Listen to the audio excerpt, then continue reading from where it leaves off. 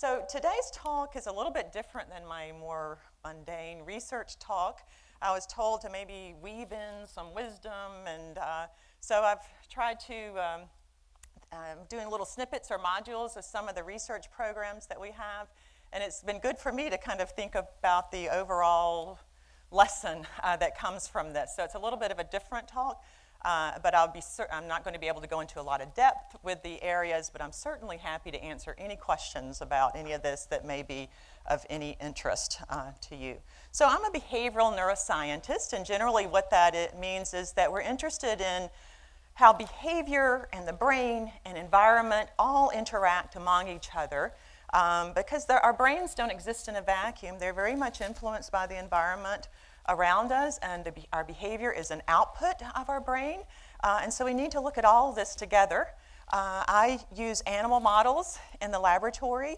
I'm an animal lover. I have a ton of respect for the rodents. Many times they're much smarter than I am.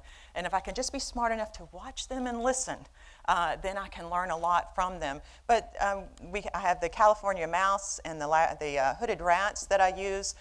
We look at behavior. Students love looking at the effects of rough and tumble play. The juveniles love to play, and that's good for their brain. And students who are interested in education, for example, can think about, well, if physical play is important for our brain development, or it is for the rats, I wonder what's happening when we're systematically taking the physical play out of our students' educational curriculum. Is that having any kind of impact? Could that influence something like increasing rates of ADHD? Well, something to think about. I want our teachers to be thinking about something like this. I'll talk a little bit about the paternal behavior. This is a male mouse, engaging in wonderful paternal behavior. And we look at lots of learning tasks, and many times the rats, they're figuring out protocols and such that I'm not sure I could do too well on, but they're great. And then, of course, we map the behavioral effects that we see with changes in the brain, and we're also bringing in environment there. So that's pretty much what a behavioral neuroscientist does. Now, we work with animal models because it's one thing to be interested in just how the behavior of animals, and that keeps me going, but also with this higher goal of translating what we find there to the human condition. And especially in my field of neuroscience, and I'm not a psychiatrist, but we try to learn more about psychiatric illness and mental health. We hope that we can translate some of those findings with animal models, with being respectful about knowing our animal species, knowing what its natural behavior is, and so that may turn into a new treatment trajectory, or we may be able to assess different treatments for humans. Now, it's not surprising that I'm working with animal models. This is a picture of me when I was 5 years old in Birmingham, Alabama, where I grew up. You can probably detect from my southern accent. And I didn't know what neuroscience was. I don't even know if I knew what a brain was then. But my poor cat was dressed up like a runway model, not a laboratory model, showing her beautiful blue taffeta dress here.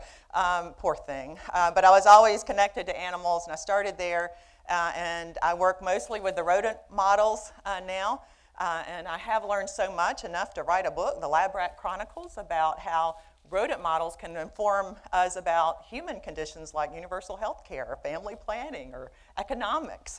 So it's fun to follow these models.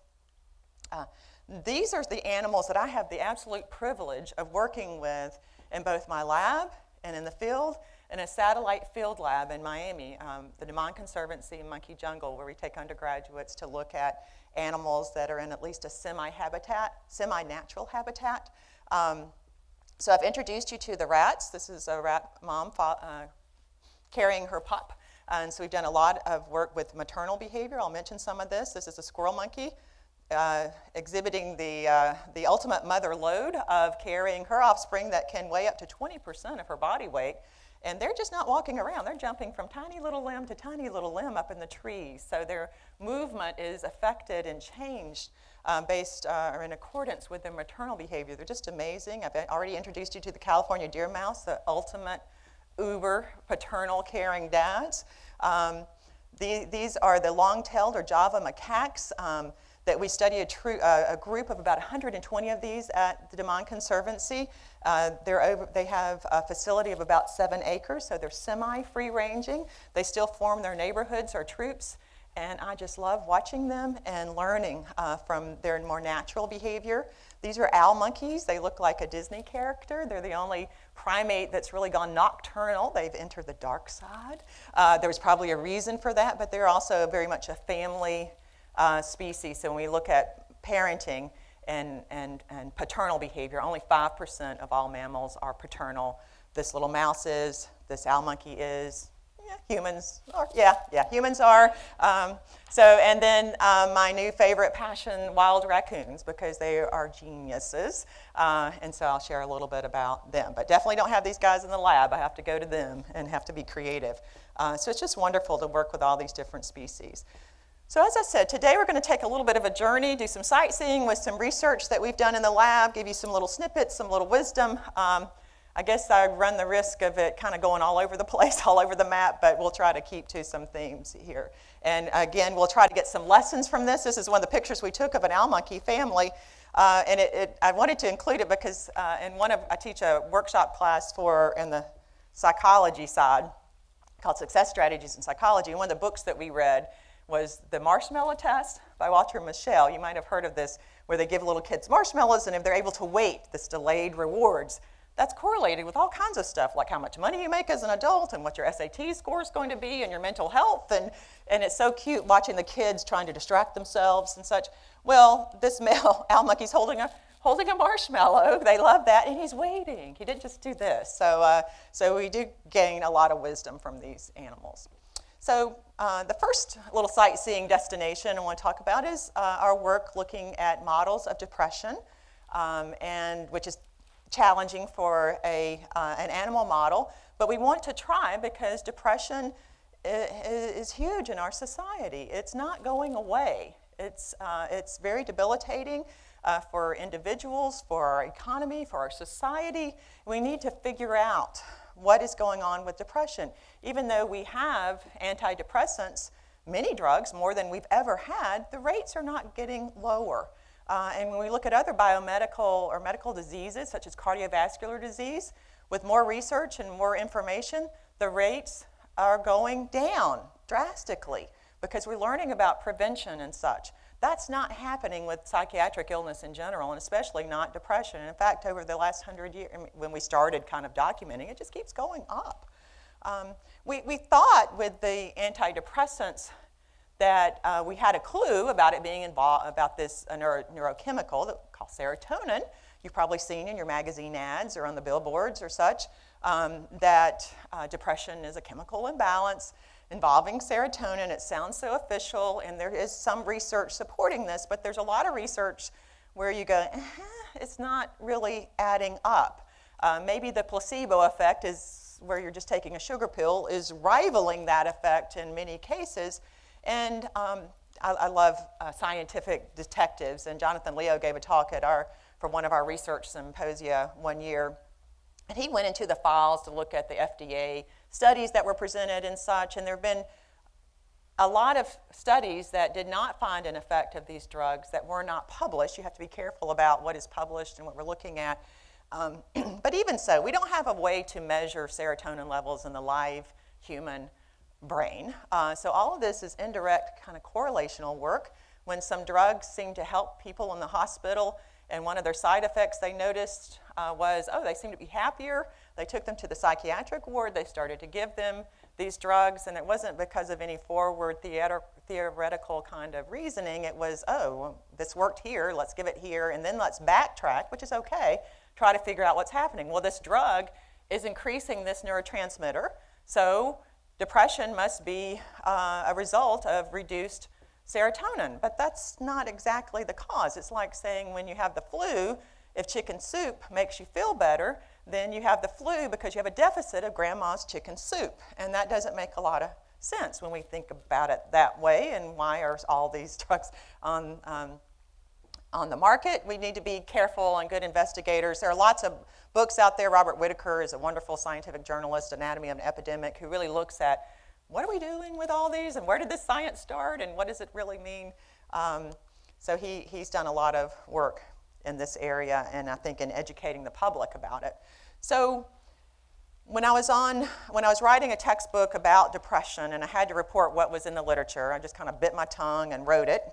But then I knew, because if you're upset with something, you need to go and try to make it better. Maybe there's something I could learn. Maybe if I looked at a fresh, with a fresh perspective, we could understand depression in a better way. And I'm not saying that anything I've done has really made us understand it more, but it's been fun to look at it with a different perspective. So I went back to this manual that we have that psychiatrists use, the Diagnostic and Statistical Manual for mental illnesses, and they have all the criteria that all the psychiatrists and the clinical psychologists and therapists used in order to diagnose psychiatric illness, which is more challenging than, for example, diagnosing diabetes, where you can do a blood test or there's some physical test. You can't do that for depression. But I was looking at the symptoms that we clumped together for depression, and the telltale standout symptom is related to lack of feeling rewards and happiness kinds of symptoms. What I used to do doesn't make me feel happy anymore. I'm not looking forward to this. I'm not getting out to do it. So it seemed to me that we should look at the area of the brain involved in reward, and I'm being very simplistic here. Your neuroscience students will understand that. But this is sometimes called the brain's pleasure center in the popular press. And I try to tell my students, let's be a brain whisperer and let the brain tell us what is important here. So if we let the brain tell us, let's look at the neurocircuitry and see who the nucleus accumbens, the brain's pleasure center, is talking to. Well, it was talking to an area of the brain that had never really received a lot of attention when it came to depression research. And this is this huge middle area of the brain called the striatum, and it's involved in not anxiety or cognitive confusion, worry. It's involved in movement. I haven't really thought about movement being part of depression, the depression formula. And it's also talking to the prefrontal cortex, which is involved in problem solving and executive cognitive functions. And when you map out all the symptoms that today we classify as being symptoms of depression, these three areas kind of cover it. So the sadness and lack of reward is the nucleus accumbens. Sometimes there's motor fatigue and feeling lethargic. That's kind of a motor kind of response, and that's here. And then worrying, those kind of anxiety-related behaviors, problems with problem solving is here in the prefrontal cortex, and then also some other emotional areas connected. So I started to think about an accumbens striatal cortical circuit. And if you let the brain talk to you, kind of in a weird way, and you look at what lessons the brain is telling us, once I started to scratch my head about what could movement mean here, you realize that most of the brain's real estate or territory is devoted to movement. So this is a huge area, right, in the middle of the brain.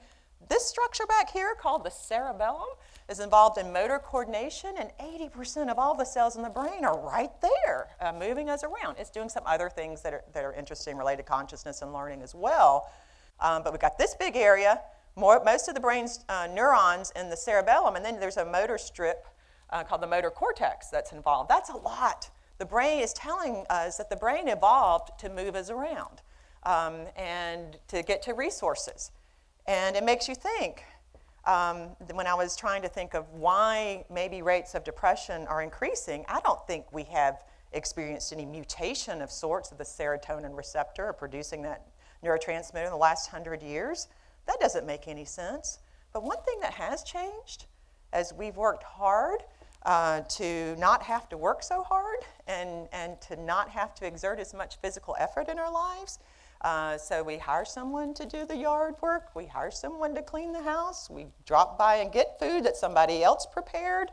Who needs a garden? Just going back to my grandparents, and your great-great-great-grandparents, students out here, life was really different. And if you go back and look at some epidemiological research, it may support this idea that maybe our lifestyle change of not being as active and exerting as much physical effort for a brain that evolved to move us around could be dumbing down our brains in a sense and producing a very real phenomenon of that's expressed in what we call depression. So the Amish, it's a wonderful experiment that goes on in our culture, our country. They have much lower rates of depression, and it could be a lot of things, religion and food they eat and such, but they are much more physically active. Obviously, we're not doing this.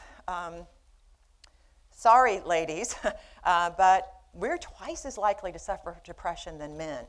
That's huge. That's some other clues we need to be thinking about. Men, when they're stressed, are more likely to cope with physical effort and activity. And that's probably helping them out there. We like to go back and think about it and say, and reinterpret and relive it. It's called cognitive rumination. It's been documented there.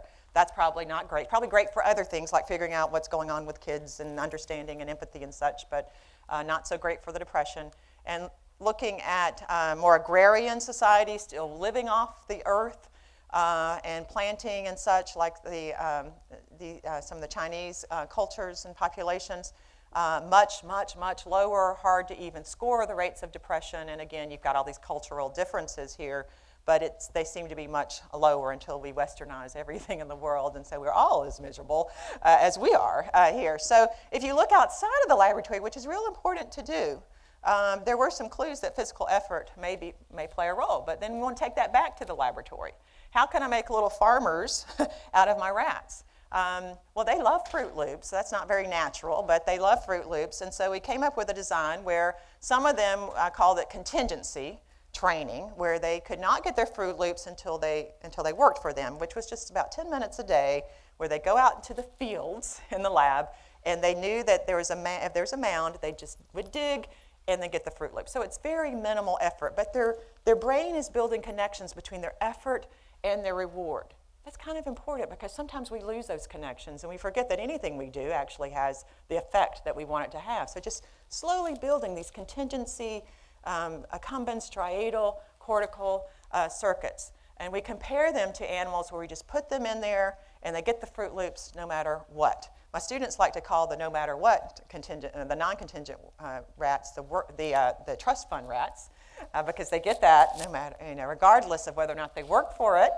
And then the worker rats, the ones who actually go out and work. So we've done this over the last 10 years or so, and it always amazes me how we do this for about 5 or 6 weeks, 10 minutes a day. So it is time intensive because each animal is run individually. But when we give them a task to measure persistence, because depression is associated with giving up.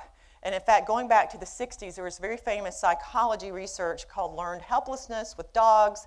After they had received shocks and kind of a pin, and there wasn't a way to escape, the next time they were tested and there was a way to escape, many of them just sat there as if they'd learned to be helpless. And that was seen as a model for depression where people would not get out and try things because they'd lost that connection between their effort and positive outcomes.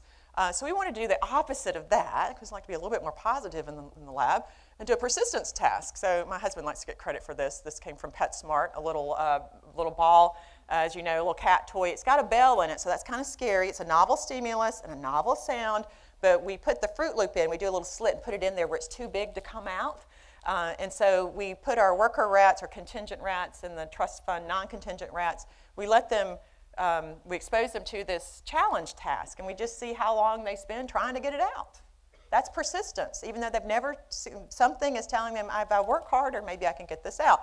So we've done this several times, and always the worker or the contingent group spends longer. Now, the non-contingent group, they're not impaired or anything. They do all the same behaviors, but they just give up sooner. And so we've done a lot of different behavioral tasks before I go into that, and looked at stress hormones and resilience hormones, and I'll talk a little bit more about that in a minute. But we always see that the contingent rats seem to be more on the resilient side. So we've been it's kind of a rat model of behavioral therapy.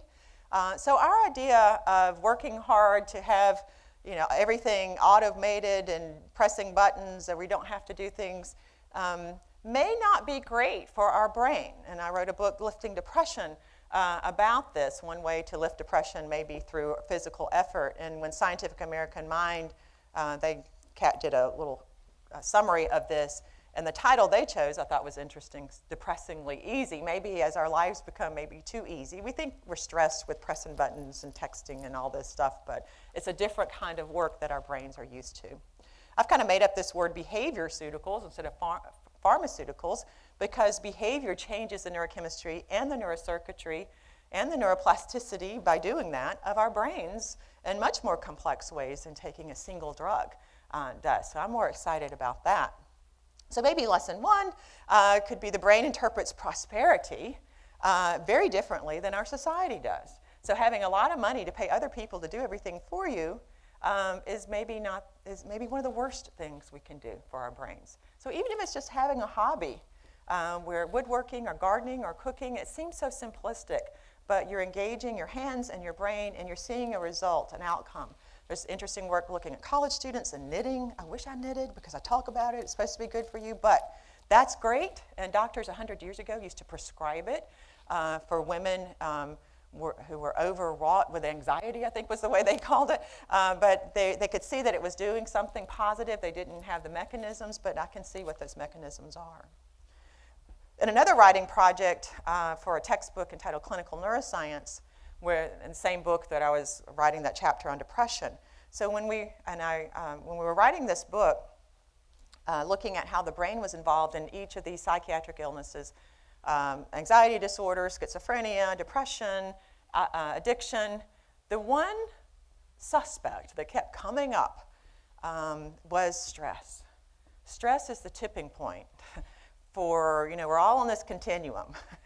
And stress and not being able to cope with it effectively can be the ultimate tipping point for putting us in the psychiatrist's office and getting a diagnosis. So we've been very interested, my students and I, in looking at coping strategies for stress. We're all going to be stressed. If we're doing anything interesting in life, it's going to come with stress. But if we can kind of regulate and be above it and know when it's getting toxic, that can be huge in our health. So we've been interested in looking at coping strategies, and we have this particular profiling technique in the rats, and I borrowed it or I stole it from researchers in the Netherlands who were working with pigs. They like to work with farm animals in the UK. They double dip with agricultural research, which is great.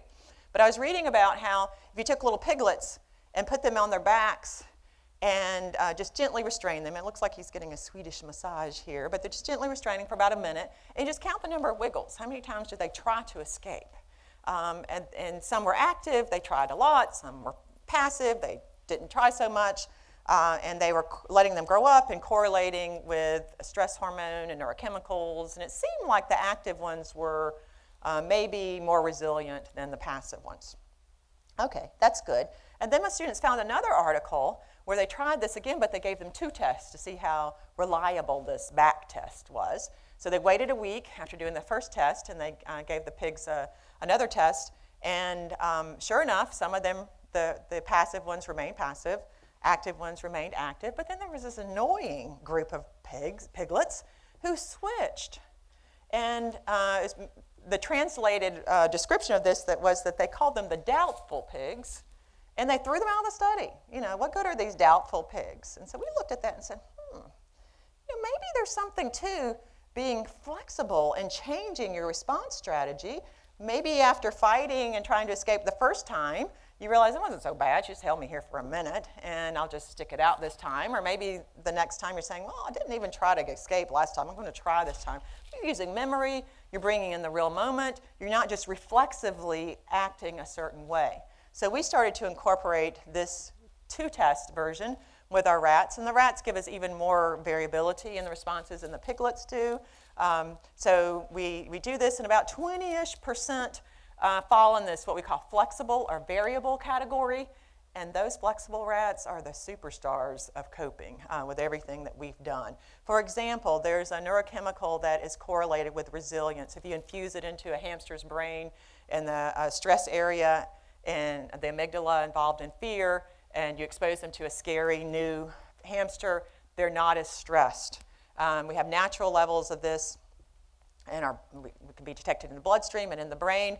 And without even doing any training or anything, our flexible copers have more of this, in an area that's of the brain called the hippocampus that's involved in learning and memory. And in other areas that are involved, this is the well, I won't get too technical, but this is involved in anxiety, and the flexibles and the greenish blue here have more in that, and then the amygdala that I was just talking about, they naturally have more of this resilience neurochemical, and so that's interesting. And also, if we just look at stress hormone levels, they have lower the corticosteroids, the stress hormone, which is good in the short term, but not so good with chronic long-term exposure. But we also look at this adrenal steroid, DHEA, that's produced in the same area as the stress hormone, and that's been correlated with resilience again as well. Special operations soldiers, for example, after their training underwater, and I can't even imagine going through something like that, they have higher levels of this DHEA, also neuropeptide Y, that you can detect in blood samples. So we've started looking at a ratio of this DHEA, which serves as a buffer to the toxicity of cort, is the way we're interpreting it. So the higher the ratio, the better, and the flexibles have a higher ratio. So we think that they're more resilient as well. So we thought we could be clever, and that's my first mistake ever, especially when it comes to rats. And I thought, well, maybe we could, thinking back about our effort-driven or the contingency digging work, maybe we can take these passive animals and even the actives, and we can put them through the contingency digging therapy, and everybody will be better. And so we did that. We categorized the coping strategies, and then we exposed half of them to the contingency training, the worker group, half to the trust fund rat group. We expected the worker, if you were flexible, passive or active, that the contingency training might give you a little bit more resilience, and so they wouldn't be so different than the flexible. This was going to be so good, we thought. So we did that, and we did the persistence task, and we did the forced swim. Now, a little bit about forced swim. My colleagues, and this is where I kind of disagree with them sometimes, my colleagues use this swim test as the kind of golden star measure of depression in rats. The idea is you put them in a cylinder or a small little swim tank, and if they start to float, that's defined or considered to be giving up. Going back to that learned helplessness, they like to call that conditioned despair that the rats are exhibiting. But they think that because if you give them Prozac, an antidepressant, they keep swimming. But I like to respect the animals, and I like to think like a rat. And I'm proud to say sometimes I can think like a rat, and I think that's a big compliment. If you were thrown into a little tank of water, after you figured out you couldn't escape, would you just keep doing this? It is expending a ton of energy, and you've already figured out you can't get out. So it seems like it's best to kind of take a chill pill and float.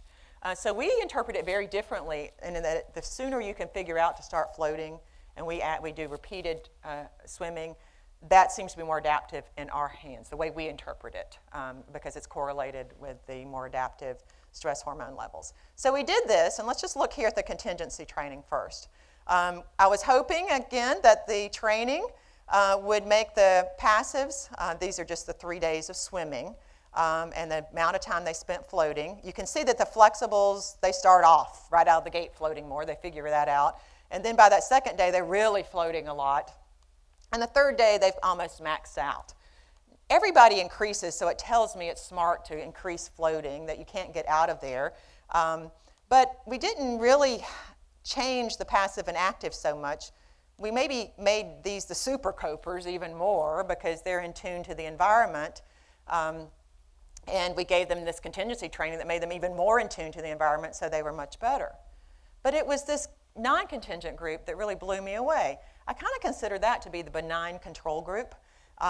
We just have to not put them through the contingency training to show that, yeah, the flexibles are still better without doing anything. No, we did something to the flexibles. When we made the flexible copers that were more in tune with their environment, when we made them a trust fund rat, it took away all of their advantages. And boy, you better believe that my girls have heard this. You have to work. I cannot give you anything because I will take away your advantages of being a flexible coper, because humans are certainly in the category of being opportunistic and flexible copers. So by teaching them that their effort was not connected to the rewards we were giving them, the Fruit Loops, in just 10 minutes a day, that took that away. And we looked at stress hormones and the high DHEA cohort ratio. We saw it with the flexibles when they were trained, but when we made trust fund rats out of them, they were worse than the other groups. This kind of blew me away, that how important it is to see connections between our interactions with the environment, our work, our effort, and the yield. So we don't need to be fixed in our ways, and we need to be flexible in many different ways. We don't need to get comfortable. Uncertainty is something that we've been more recently interested in because it's, putting rats in a swim tank for the first time in their life, that's really stressful. They've never, had the opportunity to swim. Their stress hormones, they hate it. They seem to hate it. And we're not thrown into a tank. We were trying to model kind of the everyday stress. Uncertainty. What do I do? Ranging from you're in the grocery store, what kind, you got 30 different kinds of toothpaste to buy, to do I marry this person, or is this the career I want? Or that didn't work out. Why did this always worked out? This person was always nice to me. Why not now? Or I went to class, I studied, but I did horrible on the exam. Why? Just trying to figure this out. We hate uncertainty. In fact, there was just a study that came out a month or so ago where they asked people, they compared their level of discomfort between knowing that they were going to get a mild electrical shock or not being sure, 50% chance of getting the mild electrical shock. They preferred to know they were getting it than to not know for sure that they were getting it. It caused more anxiety. So we wanted to look at this. And this is kind of similar to, maybe the faculty may remember this cute book, parable business type of book called Who Moved My Cheese by Spencer Johnson. I remember reading it, didn't think much, it was cute, but I've recently kind of applied it to this. It features two little humans, you have to have an imagination for this, called Him and Haw, and two little mice or rats or rodent creatures, Sniffy and Scurry, I think are their names. And so the whole idea was they would go into a maze every day, and they each knew where a room that was filled with cheese was. They called it Cheese Station. And the Him and Haw, the humans, they would go to that every day, get their cheese, and go right back home, like work home, but not explore the maze so much. The little mice, they would go and get their cheese every day, but they would also explore around. They were building experiences, kind of contingency experiences. And so when the cheese was no longer there, all Him and Haw knew to do was to sit there in that room. They didn't know anything else. They hadn't explored. They hadn't built any other contingency possibilities. But Sniffy and Scurry, they just checked everything else out until they found a new room. So the lack of experience increased the level of uncertainty. So there's kind of a lesson that's coming out of this. So and this was actually in Nature Neuroscience. I'm not trying to pick on any political figures. But in the lab, we call the one area of uncertainty that we're working on is called prediction errors. So you thought, like the cheese, you thought the cheese was in this part of the maze every day, or it's supposed to be there. What do you do when it's not there? And I'm more interested in that with my laboratory animals and my students, not can I train you to do this like a little robot? I'm more interested in, if things don't work out, how are you going to problem solve? What do you do? What's plan B? And so this is a negative surprise or prediction error. So this was an example, some Alexander and Brown, they do some neuroscience related to this. I think this was a conference in China. He thought this was a door. It wasn't a door. It was just had the handles on it. And so you see the expression on his face, he's registering a prediction error. So I'm interested in what's going on in the brain with this prediction error and how are you going to get out of this situation. And I don't know exactly what he did. You kind of want to climb under the table when all the cameras are on you. But we can do a learning task with the rats. This is something that I kind of adapted from a Morse swim maze. That's another popular test with rodents. But swimming is stressful, so I'm looking at learning. I like to not have that stress because that damages the very area of the brain that's involved in learning and memory. So this has some little, we call baited wells. So they're really soda caps that are drilled into the bottom of this. And we have, in the beginning, Fruit Loops, and they learn that the whales have Fruit Loops, and then we systematically take them out, so there's only one baited well, and we start them at different areas, and we measure how long it takes and what their path is to get to that during the test. But I'm not so interested in that because I know they can learn that. I'm interested in what do you do, and we end up covering up all, so they can't see the whales, they have to remember where they are. But what do you do when the whale that's supposed to have the Fruit Loop in it doesn't have the Fruit Loop in it? That's really, I'm a little bit mean, I guess. That's really what I'm interested in. And so we've done the grant that we're working on now from the National Institute of Mental Health is to do this. So the whales are kind of covered up. They need to remember it. It's going to where it's supposed to be, and it's like, oh, darn it, it's not there. Experimenter, lady, you need to put the Fruit Loop here. No, they can't do that. So what do? Well, in this case, if we look here, they do the contingent trained animals, and that's what we're interested in, looking at contingency training versus not. They did spend more time around the baited well, and usually that is seen as very good, and it is good. That tells us that you remember where it is. Even though it's not there, you remember where it is. But once you figure out it's not there, it doesn't make sense to sit there very long. So maybe you need to employ some other strategies. And in this case, they did. They would rear up, which is a wonderful behavior if you're a rat. You're making yourself vulnerable, but you're gathering information. And so they would kind of make themselves strategic in the middle so they could kind of see where the baited well should be, as if to make sure, did I get this right? And they're gathering information, which is really clever. In another study, they visited more wells because at one point the Fruit Loops were there, and maybe she's changing the rules. So I'm less interested in exactly what they do, but employing more than one strategy and not just freezing and being helpless, but solving that problem is really interesting.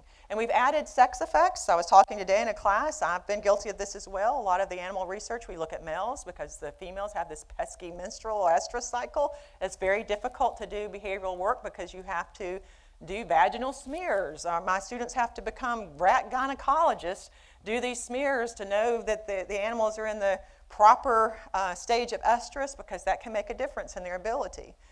Well, you can't do that with males, and how do you control for that? We just kind of close her up, poke around, or the handling with the males. So methodologically, it's very challenging, but the National Institute of Health is saying, hey guys, we're not going to give you funding unless you include females. So that's a good thing, but we've got to figure out how to do this effectively, and so we're trying. I'm not at the state for the flexible coping. We're not seeing big sex differences, but contingency training and that probe test, the uncertainty test, we are seeing a lot of sex differences more in the behavior, but not in the ultimate brain and stress hormones. So we're still preparing those data for the grant. So lesson 3 may be our experiences, which build contingency capital, much like financial capital. Our brain's contingency capital informs us in times of uncertainty, and when in doubt, seek information, like the rearing up of rats, and employ multiple solution strategies. At least that's what the rats are telling us, and it might be pretty good advice. And then most of my work, I know I'm talking too much, but a lot of our work has been with looking at parenting. And this work started with Dr. Craig Kinsley at the University of Richmond, who was Dr. QM's professor and true mentor there. And we're both very sad because he passed away this January, so still not over this. So we want to always remember him when I talk about this research. We had kind of a different twist. We've known for a long time that parents influence the development of a child's brain, but we wanted to look at how the offspring influence the development of the human brain, and that's been very interesting. I'm in awe of these rodent moms, especially when I was pregnant and I was having to take a class at the local hospital, and I had all these books on my bedside table about how to be a mom, as if I couldn't do it, if I couldn't learn all this. This rat is a single mom. They have 10 to 14 pups. She knows exactly what to do. So I was a little intimidated by these animals. How do they know what to do? And why do they even care? It's not like child social services are going to come pick her up if she doesn't do well. Why? What has changed in this? When she was a virgin, our research tells us if you put a pup in front of her, it's like, ooh, they avoid it. But it's almost like they're obsessed with them. They would classify as a diagnostic obsession. So I'll just tell you that we put these animals, moms versus virgins, first-time moms, second-time moms. This is a attention task and all kinds of learning tasks, and it has blown me away that if we choose the right task, we're not saying parenting makes you an Einstein. It doesn't. In the human work, they've looked at vocabulary. Do you really need an enhanced vocabulary to be a good mom? No. But you need to be more in tune with the emotions and more efficient foragers and have a better handle on your emotional regulation. And when we do these studies, we find that there are big differences with the maternal rats. And not only are they changing their offspring's brain, but the offspring are changing their brain starting in pregnancy and the effects of these hormones. And we try to be an equal opportunity lab, and so one day a student said, well, what about the dads, Dr. Lambert? And I said, I've left them out, but we have to find a dad model because not many mammals are dads. So we went to the California deer mouse, which is one of that 5% of mammals that are paternal. This is a male California deer mouse. It looks like he's lactating, but he's not. They engage in all the same parental behaviors except lactation and giving birth. Unfortunately, during shipment, the mom passed away. And I was thinking, if you were maybe you're just trying to impress the female. With the female not here, are you still going to still engage in the paternal behavior? But we've done a lot of research comparing this paternal model to another mouse that's still a Paramyscus genus, but the Paramyscus maniculatus, which is the kind of off-the-rack common deer mouse that you may see in your dorm rooms or houses or something. Very closely related, but these guys are paternal and these guys aren't. This is a pup, his pup of the California deer, not the California, but the common deer mouse. And it's as if they are like aliens. They're like, what the heck is this? And they do this stretch a chin that they do when they're really anxious. And if I put a California deer mouse there with a pup, they run, they grab it, they groom it. It's just very, very different. So we did some work mapping gorgeous animals. You don't teach, they just do this. It's really great. And this isn't even this animal's pup. It looks like it's nursing, but it's not. They're very tolerant of these little guys. But we found similar in trying to look at the differences between this animal's brain and the species that's not a good dad. They remain fearful of the animal, so we've done some of the mapping of the neurocircuitry of this. So it's really been interesting. If we look at learning and emotional regulation, we see that they get some of the benefits that the moms did. And this is a little bit of a random pit stop, but this book came out recently, and if you're interested in psychology, it's about J.B. Watson, who is one of the very significant player in American psychology and behavioral analysis. He was fired from Hopkins for having an affair with his assistant, Rosalie Rayner. It was another interesting story. But they were doing work with him. And this is a real human baby, and treating it like, I would say like a laboratory rat, but I don't treat my laboratory rats that way. But he was looking at, when he was fired from Hopkins, he did some popular writing about behavior and raising children. I'm not sure he's the right person to be doing this, but he was the authority on behavior. He actually wrote, never hug and kiss your children, never let them sit on your lap. If you must, kiss them once on the forehead when they say goodnight, shake hands with them in the morning, give them a pat on the head if they have made an extraordinary job of a difficult task.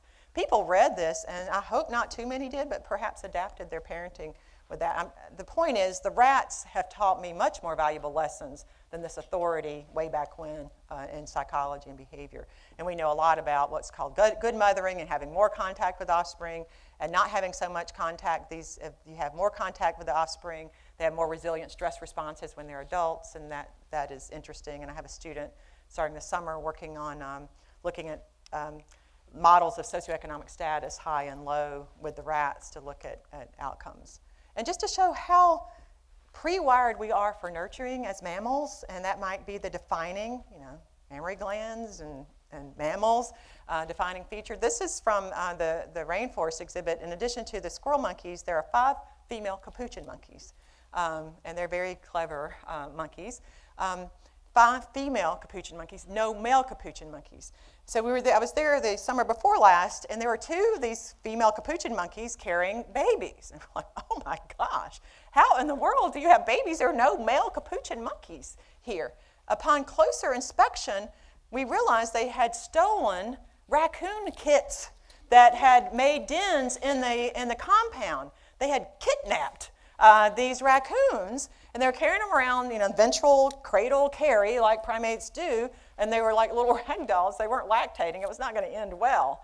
But they were conniving and scheming because raccoons are smart too. They had to get in there, and 2 of them stole them So we were just pre-wired for this nurturing, which is a wonderful thing. I don't know if I've become smarter being a mom, but it's certainly been an enriched experience. These are my own daughters. You just learn a lot, and we kind of I think of studying parenting and the parenting responses. The mammalian is kind of looking at the neuroarchitecture, the fundamental elements of, as humans, what we call sympathy and empathy, and some of the best parts of being human. It started when mammals came on the scene and stopped, like the reptiles, dropping the eggs and being the kind of this drive-through parent to actually paying attention and having to understand another animal. It's been wonderful. So brain takes nurturing and social contact seriously, and it's critical for healthy and fully functioning brains and mental health. And then finally, we've been interested, we want the lab to go green in a lot of different ways, but we've been interested in the effects of nature and natural elements on the brain, kind of the country and the town mouse, or the city and the country rat, a little bit Beatrix Potter-esque in the lab. So it's a very fundamental topic or area of study, and this discipline has looked at the effects of enriched environment. In fact, that's the study I was mentioning to one of the classes today that really got me hooked into this discipline. Or interested. The fact that you can put animals in an enriched kind of Disneyland environment and it changes their brain in just 30 days, wow. That was like magic to me. So that I wanted to learn more about it. And in fact, my students have been looking at enriched environments and brain development for some time now. But we followed the literature, and we always use these artificial kind of Happy Meal toys and pet store toys. And we were wondering, why the plastic, artificial, metal? What would happen if we did still the same functions, but with natural environments or natural stimuli instead of a ladder or a climbing rope, and you've got a stick, and instead of a little igloo or a plastic ball, the hollowed out log. We bring in dirt that we autoclave versus the standard corncob bedding. And we have done some cognitive tasks, and we've also done some emotional tasks. So I'll tell you, whether or not you grew up in the city or the country, cognitive-wise, problem-solving-wise, they seem to be the same. It's when we look at emotional resilience and problem-solving under pressure that our country rats with the natural habitats seem to be more effective and efficient and resilient. They show some of this with their stress hormone levels and such.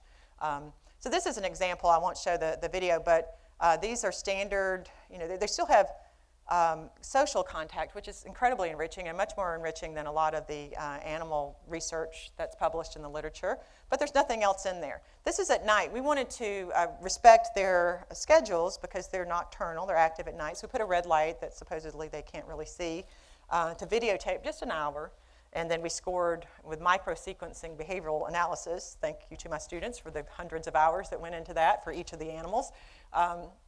We looked at their contact and their engagement with the environment. You didn't see much with the standard environment. With the artificial environment, they were coming out a little bit more, and if I showed the video, but they're still kind of hanging around the sides. They're not doing much. But oh my goodness, the natural environment, they're all over the place. And in fact, I saw it and I said, oh, this is a model for attention deficit hyperactivity disorder. These rats are going crazy. But I realized I'd never really seen them in their element with natural stimuli at night with each other. So they engage not only more with the environment, but more with each other, as if there's more social cooperation. This just kind of blew us away. So looking at bringing nature, even if we can't always look in the field, bringing some nature to the lab, I think, is quite productive. And this is a fear response with the standards, cells that are activated in the amygdala, the fear center, a lot more activated in this case than in either of the enriched environments. But we'd see more engagement with a naturally enriched environment. So enrichment is good. Okay to live in the city, but put a plant in your office or your dorm room or something. And interacting with the natural environment, the raccoons with these paws, they're able, like our hands are a great model. So we've done some work in the field with the raccoons and looking at two populations, one that forages more naturally with their hands in the water, versus a population, and these are in Illinois, outside of Chicago, working with the wildlife ecologist. The other population lives in a park, and they dumpster dive, and they love, see if this is a good model for humans, fried chicken, Dunkin' Donuts, and French fries. So they don't forage the natural way, so they get to take the easy way out, maybe kind of like a trust fund rat. And even with the wild, looking at their blood levels, we get higher DHEA in the wild, naturally foraging animals compared to the others. This is just kind of, we're actually, as a side, we are looking at the raccoon brain as well when we get them, and this is one of, you talk about a woman scientist that's just so brilliant, Dr. Susana Herculano Huzel in Brazil. She's my partner in crime here because I'm literally trafficking raccoon brains to her in Brazil, and she has a wonderful quantitative analysis, and she's showing that the raccoon brain is not a primate, but it scales like a primate and not like a carnivore, which is the way it's categorized. This book just came out about a week or two ago, so I've ordered it but haven't read it, The Human Advantage, and how our brains are different, but not so different, not unexpectedly different. It's on the same continuum, but we've pulled some things off, such as learning to use fire and cook so that our stomachs don't have to be so huge to eat all of this food to maintain, and that's allowed us to maintain more nutrients for this energy hog, the brain, that requires about 20% of all of our energy. So we're looking forward to learning more about the Java macaques. Isn't this better than a laboratory cage? This is my drug, watching animals in their semi or natural habitat and spontaneous behavior. So we're going back to kind of the lifestyle and the natural, looking at the troops that they form and the neighborhoods, so to speak, and the density of their population. And we're finding, for example, in the denser populations, they have higher stress hormones, and the less dense population, they engage in more natural kind of foraging behaviors. And it's so interesting to me that the ladies have the beards with the Java macaques and the gentlemen have the mustaches. But we're just learning, we're hoping to get some facial recognition software to be able to learn who's who and who's related to who. But I guess the fifth lesson would be our brains require authentic connections and interactions with the environment. So authenticity has been a new theme for our lab. And we want to go with that with the field lab and bringing nature into the lab. And a new book that I'm working on kind of takes this into consideration. I've tentatively entitled it Bursting Brain Bubbles, Sharpening Our Contingency Forecast to Avoid Emotional Crashes. And if you think about the real estate market bubble, housing bubble, when we get in trouble when we get artificial information about the value of something, and there are things that we can do in our lives that mask and confuse the value of things, like addiction, drugs confuse. We think those drugs are more important than social interactions. Mental illness, for reasons out of our control, can change and mask our interpretation of the contingencies that we're building. Religion, politics, maybe poverty, privilege, all of that, we need to be careful that we maintain the true authenticity or authentic interactions. So I was going to put this, since we have you, the expert with mammalian and evolution, but I'm going to keep this in there. It was interesting because this is STEM. This is about celebrating your work with being STEM students. That some of the earliest mammals are called STEM mammals.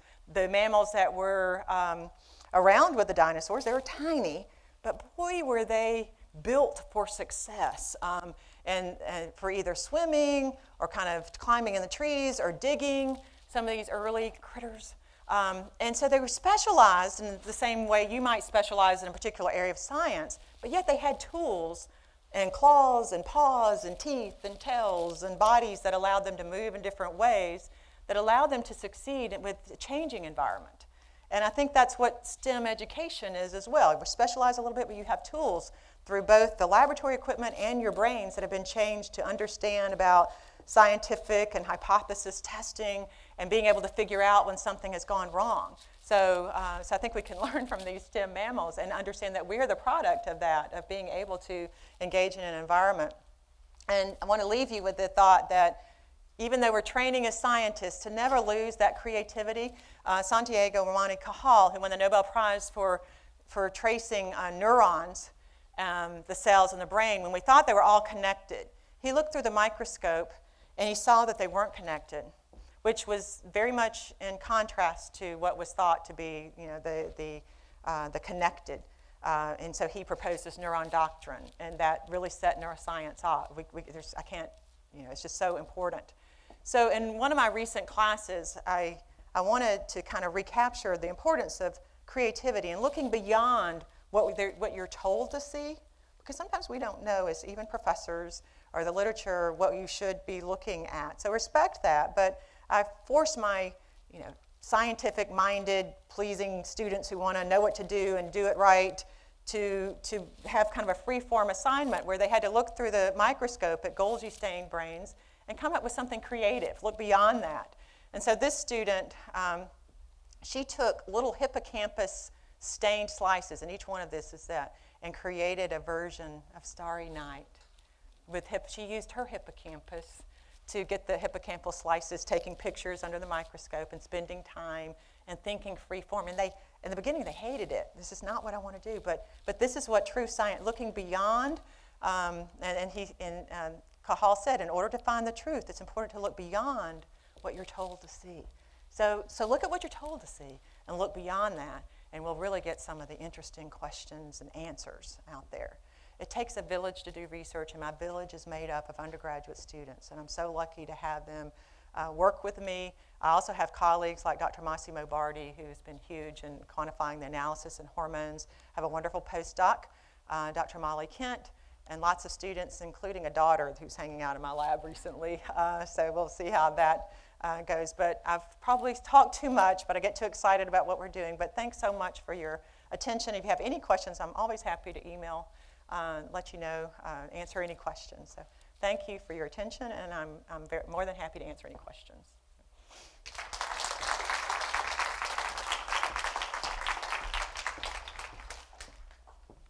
Do you have any questions?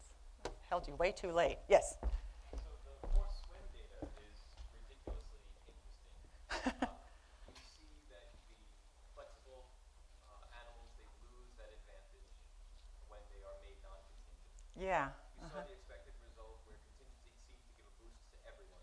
Mm-hmm. Well, not so much, not as much for the passive inactives that I anticipated. Right. It really, the flexibles who are more in tune benefited more, so I made them uber copers, I guess. But I also noticed the trend in the data seems to be that all of the contingent groups, regardless of what group they were, seem to be learning from float day 1 to float day 3, and there was no evidence of that upward trend in the non-contingent groups. I know, it seems very toxic for them to have been in that group. And I'll tell you that you don't have to, if we didn't do the contingency training and I just took a rat off the shelf and did 3 days of swim tests, they would all increase. Not at the rate the flexibles would. So naturally they increase their floating. But when you put them in the non-contingent training, it takes it away. Could I ask you to give a little bit of conjecture? Do you think that's a learning response, or is that an emotional response? Well, that's a good question. I think that it's got to be both.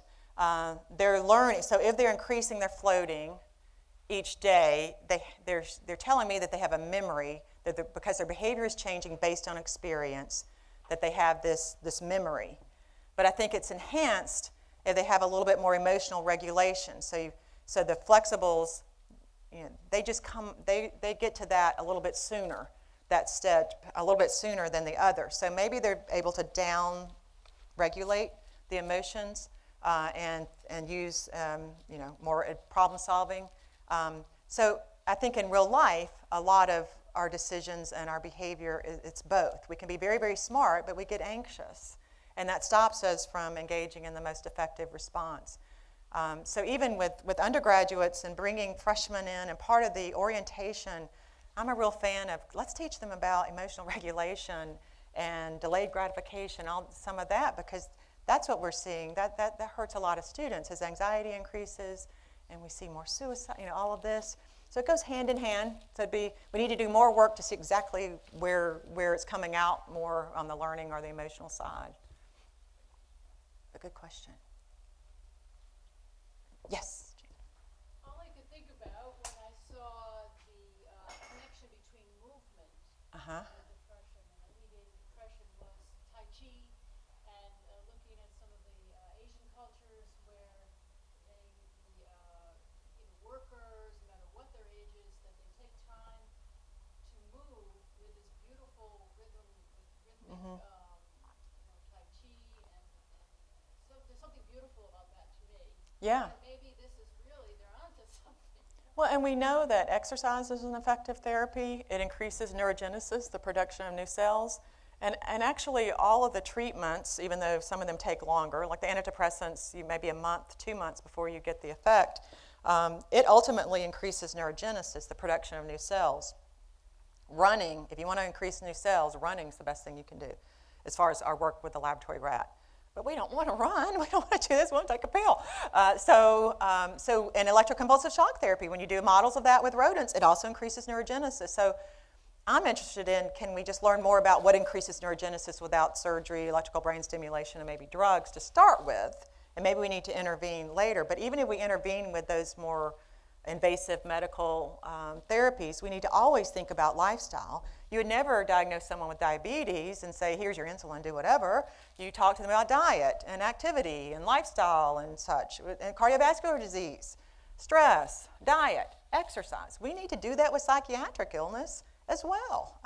And too often the drugs are prescribed by general practitioners who aren't too well versed in the brain, and they're not really prescribed as much by neurologists and psychiatrists, and clinical psychologists can't. They're not MDs, so it gets all confusing. But it does make sense when you look at how much of the brain is devoted to movement, that as movement has become suppressed in our society, that may have a huge effect. So we need to be active. You need to be running for final exams. You need to be running. That's the best advice I can give you, probably. Any other questions about anything? Yes? You ever try to teach them tricks and then see what kind of groups maybe pick up some tricks faster? I know they're really quick at doing like go have them test something and bring it back to you or anything like that. With the rats, Yeah. just doing, we don't do, we call them tricks, but maybe some cognitive problem-solving tasks. Are you asking to do that? Does it have to be digging? It could be other things that they're learning? Absolutely, I think it could be.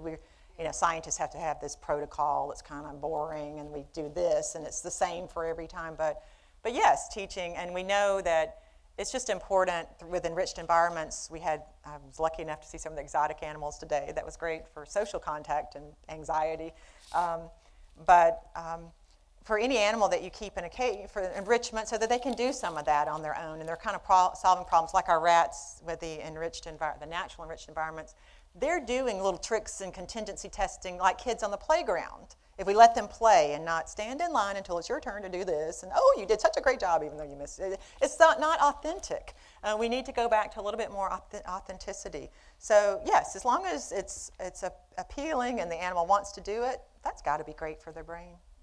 We like to have a sense of accomplishment, know that we have some effect on something. When I'm writing all day and I see the red lines from my editor, it just feels good to go clean the bathroom, actually. I had some effect there. Yay. And that's the truth. So it's important to keep those activities, keep it real in our lives.